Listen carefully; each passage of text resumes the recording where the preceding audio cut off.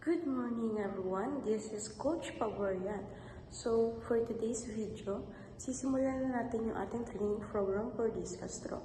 So tara, kilala natin kung sino na yung mga player natin. So ito ngayon yung ating mga players. So magpakilala kayo guys. I am MJ. I am Vladimir. And then, I am Jensen.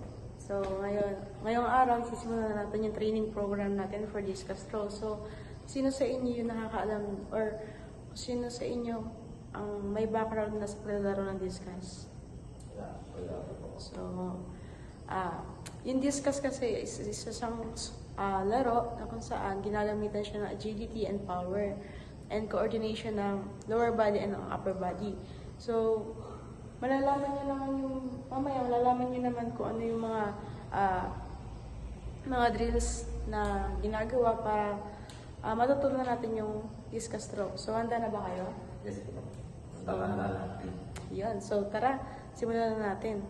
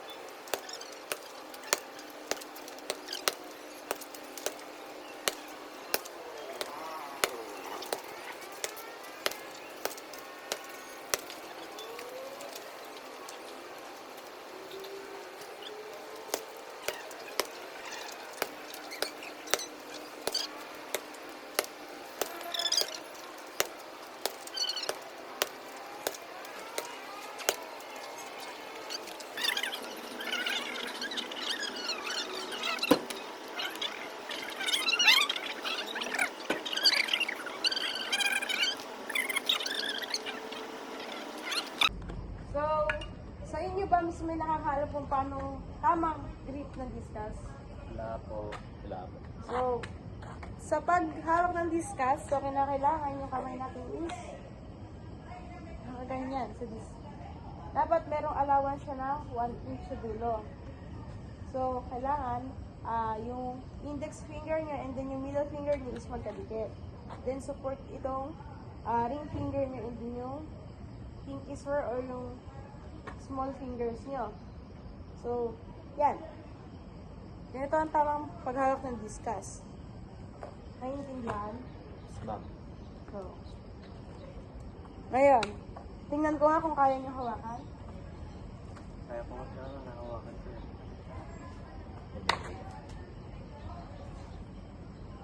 Yes. Tama. Ikaw. Oh my. Gagalita kamay ko. Yan. So, sa paghawak, kailangan magkadikit itong kamay mo na ganyan. With support. Okay. So, kapanan.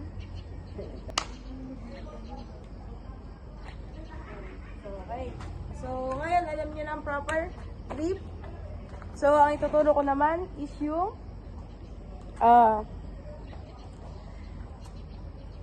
release angle ng discus.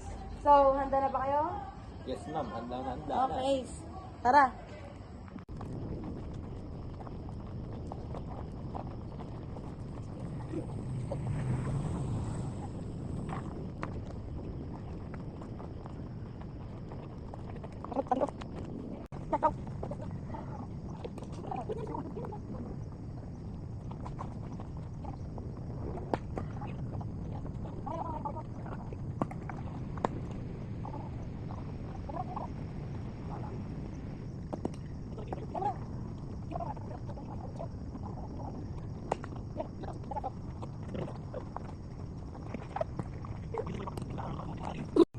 Mga pati. Wow. So, ang next natin gagawin is half throw. So, sino nakakalam sa inyo kung ano yung half throw? Wala. So, ganito ang half throw. Sa half throw, ipo-forward nyo yung dominant hand nyo. Then, dito muna kayo sa may likod. Ipo-forward nyo yung dominant foot nyo or leg. Tapos, medyo tiptoe. Toe.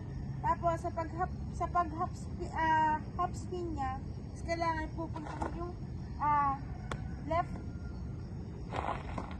foot nyo. Dito. Then, throw. Kamuha, sige. Ako, kuha. Yes, ma'am. Sige nga, try nyo nga.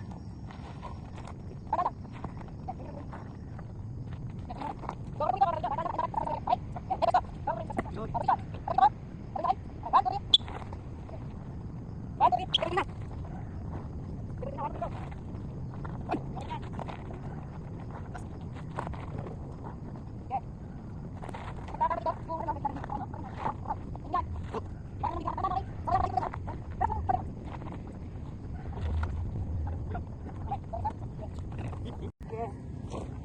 So, ang susunod nating gagawin is power position throw. So, sino nakakalam sa inyo nun? No.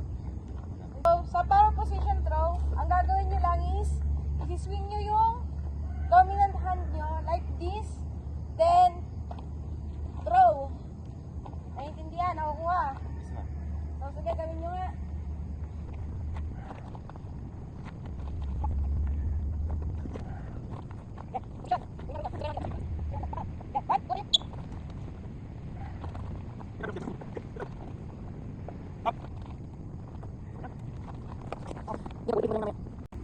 So, ang susunod natin gagawin is hip and shoulder separation.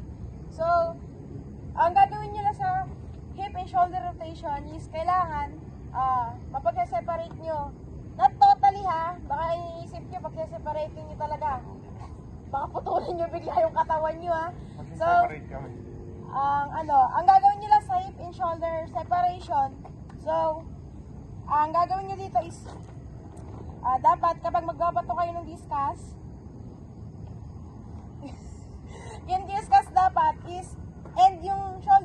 hips dapat is magkakahiwalay. Na totally ha, ganito siya. Ito, paktanan, makinig. Ibabato mo dapat, ito mauunang hips. Tapos sunod yung shoulder. So, naiintindihan? Naiintindihan? Okay, sige, gawin nyo. Dapat. Ah. Okay, pag napumito ko, game na. 1, 2, 3.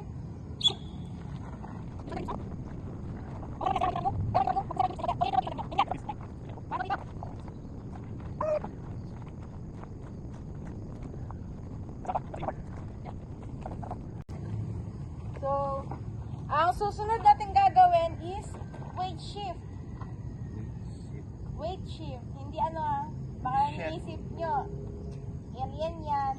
Sheep. Shift. So, ang gagawin lang sa weight shift is, para kayo maglo-long jump, pero kapag nag-landing kayo, is 1 foot. Yan. Pagka, halimbawa, yan. Nice. So, kaya na bang gawin? Yes, ma'am. Tuwang-tuwa. Sige, gawin. Yes, sir. Pagkapito ko Yes, sir. 1, 2, 3. Ano dito? Ano dito?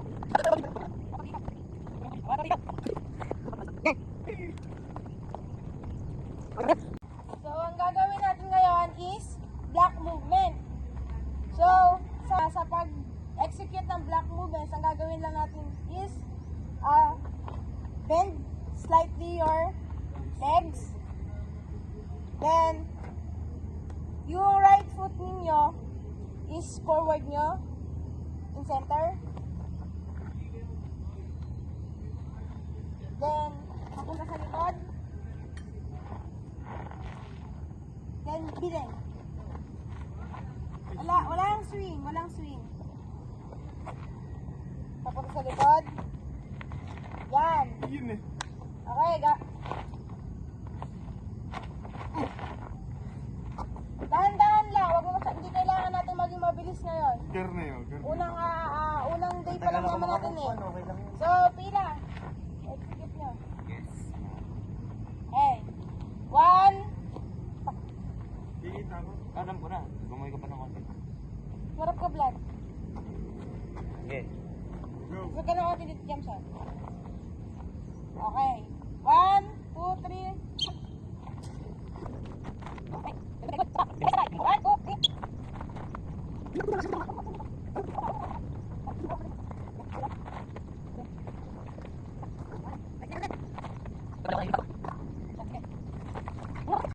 Kamusta naman ang training session natin ngayon? Isang nakakapagod na araw pero I learned a lot about discipline and also these sports that I need to improve during training schedule. So, Mr. Vladimir? For me, ma'am, I learned new knowledge about the sports and stay consistency for training for better growth and better league. Okay.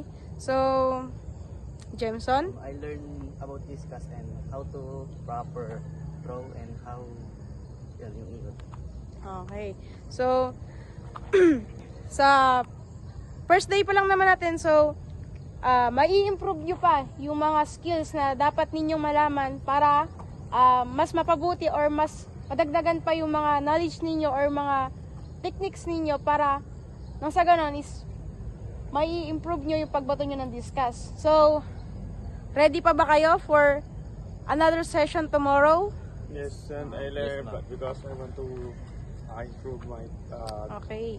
playing, So, paglalaro. makikita ko pa ba kayo bukas? Yes, ma'am. Makikita nyo pa. kami Makikita bukas. pa ba? Yes, ma'am. Okay. So, dito muna na natapos yung session natin. Bye-bye!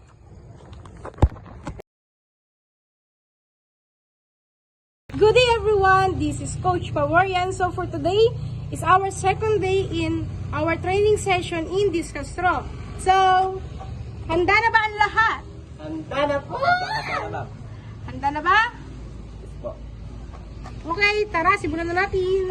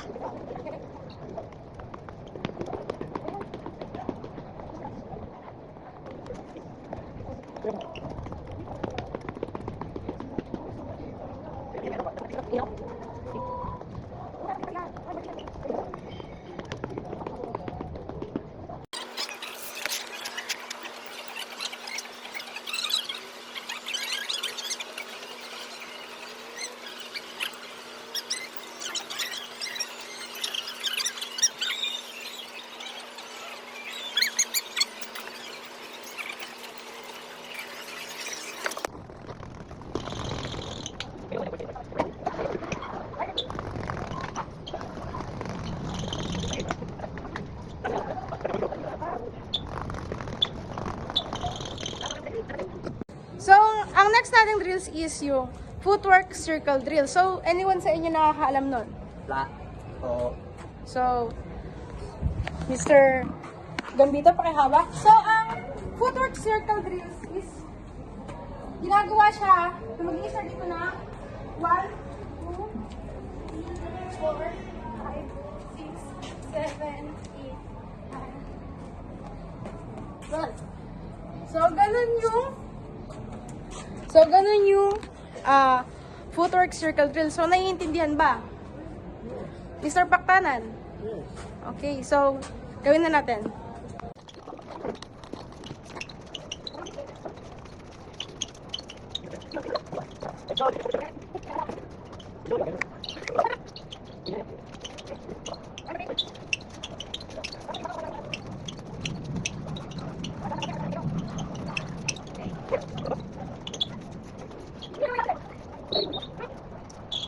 So, ang next natin drills is ngayon ay balance turn. So, alam naman siguro natin kung ano yung balance turn, pero tuturo ko pa rin sa inyo, naiintindihan? Yes po. Okay, alright, gawin na natin. Ganito yan. Wait lang. So, sa ano, sa may quarter 2. Pala na lang niya. Yan, tapos. Yan. So, sa turn, turn balance, eto siya. Swingin ka mali dito, then yung right leg nyo is pupunta dito sa dito. Sa center. Naiintindihan?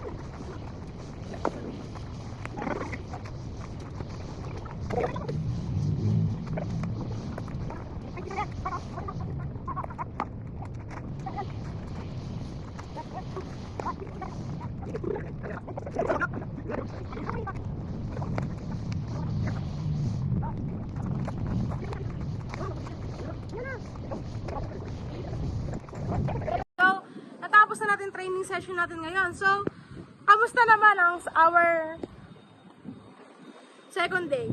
Exhausted. Nakaka-irritation niya. So, ano yung, tanong ko lang, ano yung mga weekly plan nyo para mas gumanda yung mga nagagawa nyo skills and yung proper nyo?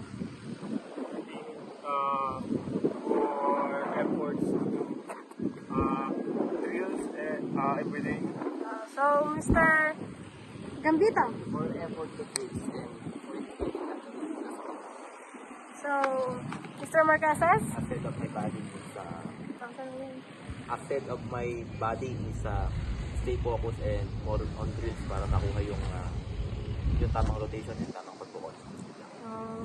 So, tapos na tayo ngayon and sana makita ko pa kayo bukas. Opo. Nakikita nyo kami mambukas. Sige. Bye-bye! Bye-bye, ma'am.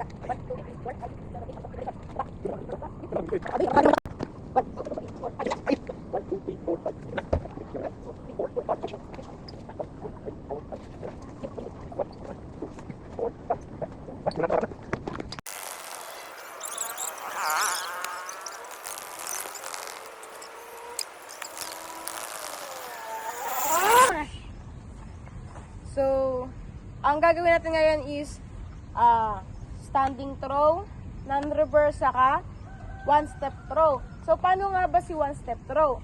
Tusog muna kayo konti. Si one-step throw, ang gagawin nyo lang sa kanya, swing nyo yung discus, tapos step, throw. Nakukuha? Yan. So, sa non-reverse naman, ito yung discus, siswing nyo muna siyang ganito, then hindi na kayo mag-i-step, tapos throw, pero yung katawan nyo, papunta siya dito pero nakastop lang siya. Parang nakapakat yung paa nyo. Yan yun lang, reverse. Nakukuha. So, yung ano naman, standing throw, stand lang. Pero, yung discus nyo, ibabato nyo, pero susunod na yung katawan. Naiintindihan yung pagkakaiba ni non-reverse sa ni standing throw? Okay. So, gawin nyo nga. Gawin nyo muna, walang discuss. So, ano muna? One step throw.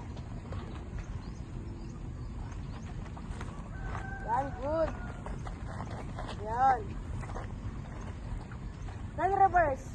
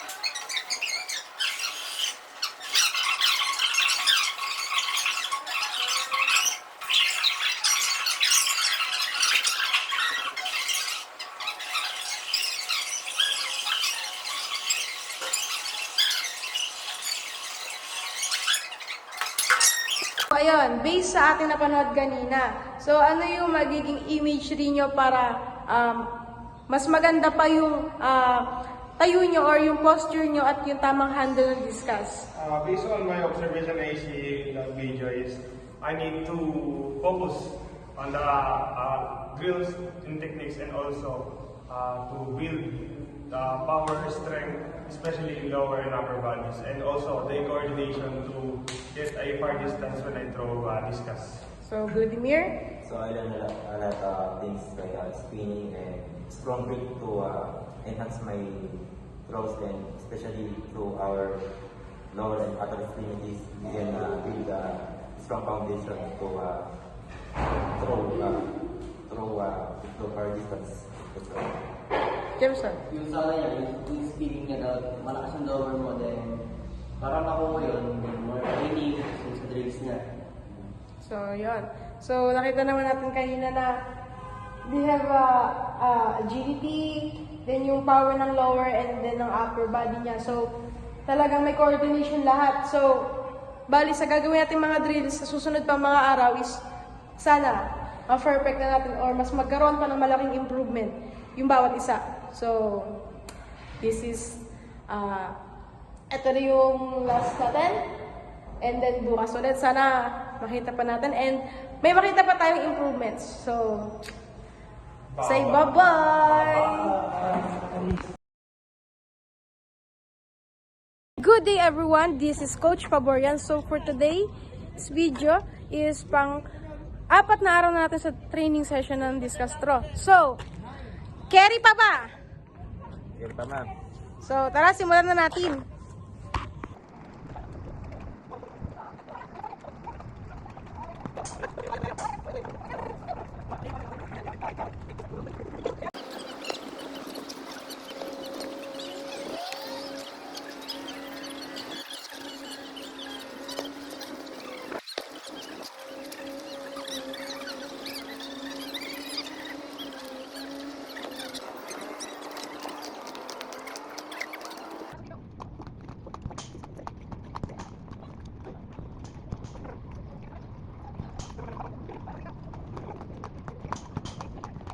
Sa full-time progression, gagawin natin yung So, ang ano natin? Hindi ko yan. So, pag-separate yung ano, 480. Tumakbo ba siya? Discuss, then imposible. Oh, 1258. TV ko yan. 480? Ha? 480. Saan ba?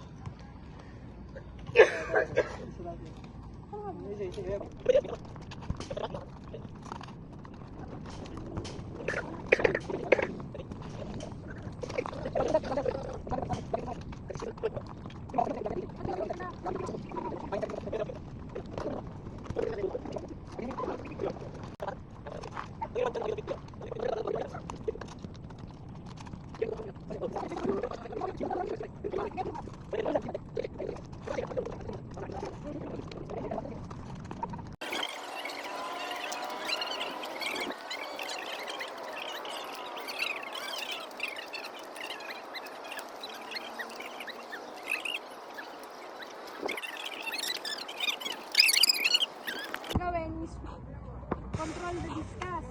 So all you need to do is to control the discuss upwards like this. Kuha?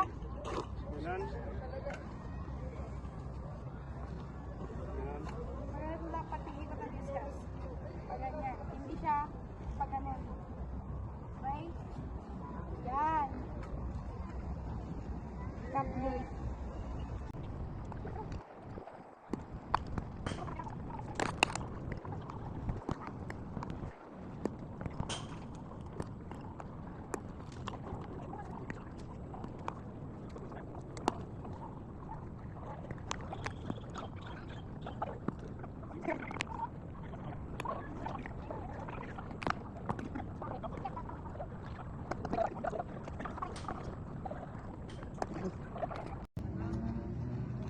Sige, sunod. Puro pa dyan. Kahit anong ikot na?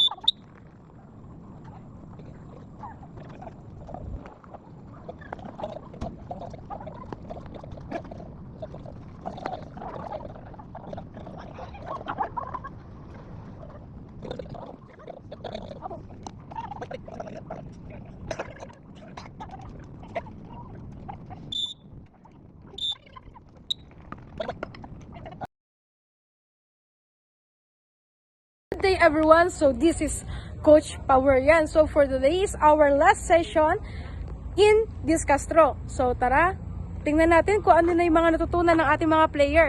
So tara, puntahan na natin sila.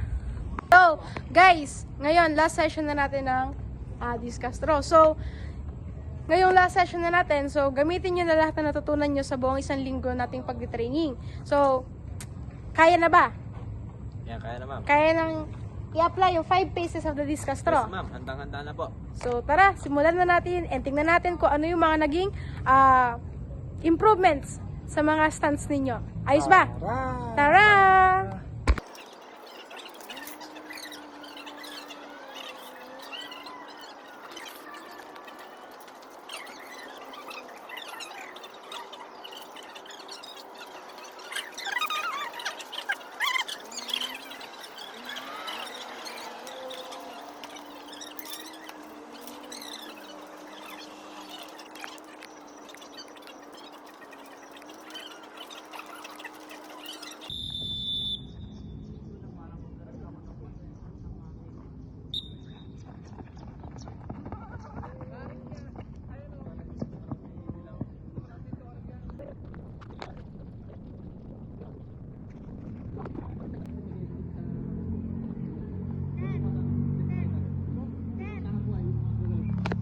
Kim, di ka kita dyan.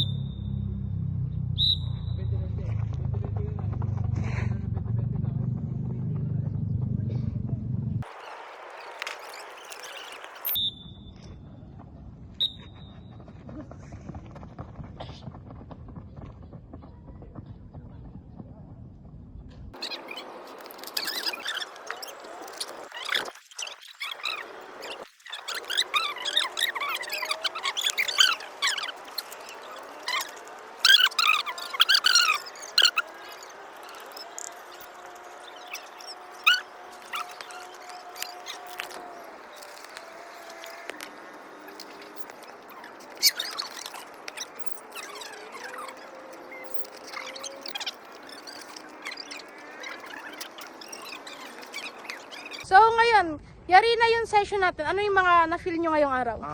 I feel good and exhausted, but it is a good experience that I learned a lot about these sports, and I think I have slight improvements. So, Vladimir. So ayun, as said of my buddy, yung drills na tinuro niyo ma'am is very helpful to enhance our throws in this sport, and also I thankful for your teaching us, and so ayun, sana mas mag-improve pa po yung aming mga pukol sa susunod na training session. So, Gambito? I feel so heavy in my knee. Then yung rotation niya, tapos yun yung pag-ikot. Talaga nakakawit siya. Then yung mga drills niya, napakahirap. Yan, matututunan ko din. So, in our session, ano yung mga nag-improve sa inyo and ano yung mga na-identify yung weaknesses nyo? I think I improved my correct handling of discus and also the proper technique. And my weakness is my lower body, because I think mas lumakas to because of the drills and training programs that ginawa natin. So, Vladimir? So ayun ma'am, yung training program na pinagawa niyo is nakatulong yan sa aming lower extremities and upper extremities para mas ma-enhance lalo yung aming skills about dito sa sports na to, and thankful for your teaching as ma'am, and also naka-enhance din ma'am yung stay focused, stay discipline, and makinig lang mabuti sa So, ano yung nalaman mong weaknesses mo in this discus throw session? may weakness is yung sa hita ma'am. Baga ma'am, mas I feel so heavy, and ayun, na-enhance naman this training session, and that's all ma'am. Thank you for your teaching us. So, Gambito? Yung sa grip niya, parang mas nag-improve yung grip ko. Tapos yung rotation sa rotation niya, yun, mas parang nakuha ko siya, hindi yung po, dati parang pabalagbag na ikot lang yung ginagawa ko. Tapos yun, natutunan ko siya by step. So, ano yung weaknesses mo sa na napansin mo discus throw session?